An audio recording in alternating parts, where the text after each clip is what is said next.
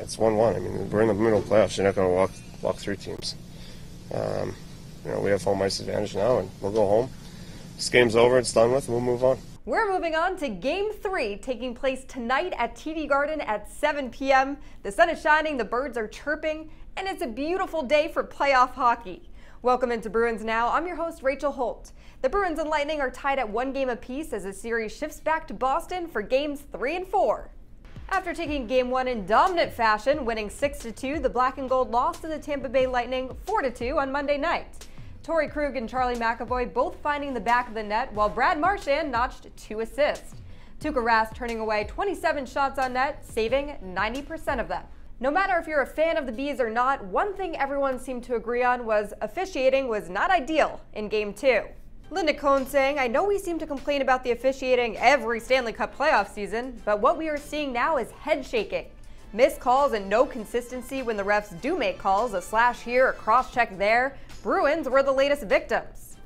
NHL great and broadcaster Jeremy Roenick adding, "The referees need to be more consistent with their calls. Too much inconsistency in big situations. It's the playoffs. The NHL can't protect them. They need to be better, period."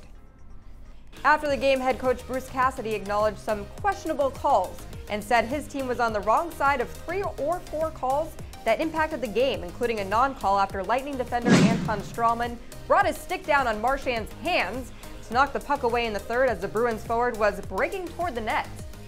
He slashed him right on the hands.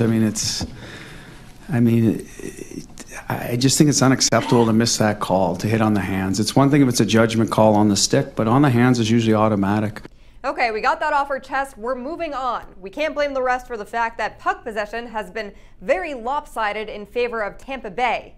The Lightning have 67 shots on goal compared to the Bruins' 44 through 2 games. I like to think that our team does a good job of getting in shot lanes. Our forwards are committed to blocking shots from up top, so it's not easy to have those opportunities up top. Sometimes you got to walk and you got to try and find lanes, which we try and do. We get pucks to the net. Last game, we had Marshy's deflection was getting pucks to the net. So I don't think we're getting 0 pucks to the net. Our coaches do a great job at looking over the video and figuring out how we're going to have success. So we'll assess it tomorrow or the following day and get ready for Game 3. We're excited and we're confident in this room, and this game doesn't shake us. And now we're going to bring in Bruins expert Mike Cole because we want his 2 cents on the matter. Mike, take it away. Hey everybody, it's Mike, and nobody really asked for it, but here are my 2 cents on Game 3 and really the whole series moving forward from here on out. Through the first 2 games, the Bruins were absolutely dominating the faceoff circle, something we're not used to seeing from this team. Tampa Bay winning 55% of the faceoffs early on. A lot of that has to do with the Bruins getting thrown out of the faceoff circle. Patrice Bergeron's getting perturbed. Bruce Cassidy's not happy about it either. I think that starts to change a little bit moving forward, especially in Game 3 getting home. I think you'll start to see the Bruins reestablish dominance in the faceoff circle. They have to as well, because without the puck, you can't shoot. Without shooting, you can't score. You look at this through 2 games, the Tampa Bay Lightning have dominated in shots attempted. They have a 132-75 advantage in shots attempted, and that's including the Bruins winning Game 1 6-2. So the Bruins got to do a better job possessing the puck. If they do that, they'll be all right. Moving on, when they have the puck, got a power play, you got to cash in on those power play opportunities.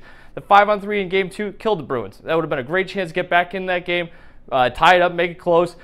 Couldn't take advantage of it. They got to make sure they make the most of those opportunities in Game 3 and moving forward. And Tampa Bay is going to give them to them. Although the Bruins, a lot of people feel they got screwed by the officiating through the first 2 games. That's going to start to change when they go back home. You get more calls at home. And you're going up against a Tampa Bay team that was called for the 28th most penalties in the hockey this season. And the Bruins are going to get those opportunities. The Lightning were called for the 10th most penalties in all of the NHL this season, and they had the 28th ranked penalty kill. So the Bruins take care of those opportunities, of which they'll probably get a few more at home. They'll be in a much better spot to go up against a Tampa Bay team that has just as much more 5-on-5 depth against the Bruins, so you got to take advantage of those man advantage opportunities when you get them. The guys you want with the puck on the Bees side, the top line. The numbers speak for themselves. David Pastrnak, Brad Marchand, and Patrice Bergeron have accounted for the majority of production with a combined 45 points in the playoffs so far. Torrey Krug leads all defensemen in the NHL with 10 points in the postseason. However, some other players stepping up under the bright lights deserve some recognition too. 20-year-old rookie defenseman Charlie McAvoy scoring the first playoff goal of his career on Monday night. He now has 4 points in 9 playoff games.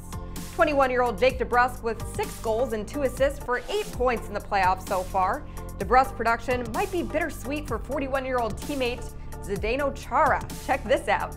Zdeno Chara is so old that Jake DeBrusk's dad fought him in Chara's second ever career fight, 1999. Jake DeBrusk was 1.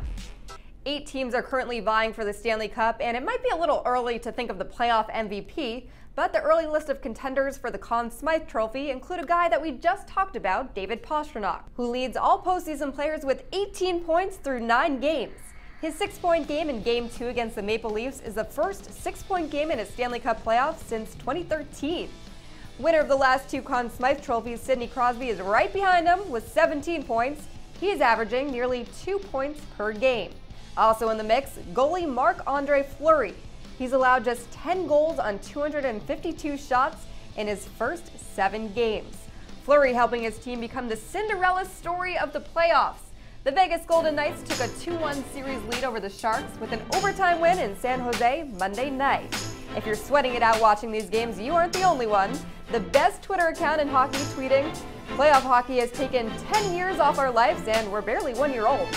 Adding, "Caught a shark, our second this fishing trip." By the way, we're not sure how we feel about this familiar face making an appearance in San Jose on Monday. Yes, that's former Patriot Jimmy Garoppolo cheering on the Sharks. Jimmy G may have jumped ship, but hey, at least the Bruins have the support of the other teams. Boston is the only city left with teams in the second round of both the NHL and the NBA playoffs, and everyone's showing love to each other. The Patriots sending well wishes to the Bees. And here's Pasta rocking the C's sweatshirt. He's not the only fashionista on the team, though. Who wore it better here, Charlie McAvoy or Noel Acciari? That's a tough one. And at last but certainly not least, we have the guys wearing full gear on the bus on the way to practice ahead of Game 2 in Tampa Bay. The smiles in the front row make this pick so much better. That will do it for this show. Thanks for tuning in. Don't forget to follow us on social media at Nesson. And don't forget to tune in to Nesson at 6 p.m. for Bruins pregame coverage ahead of the game tonight. Go Bees!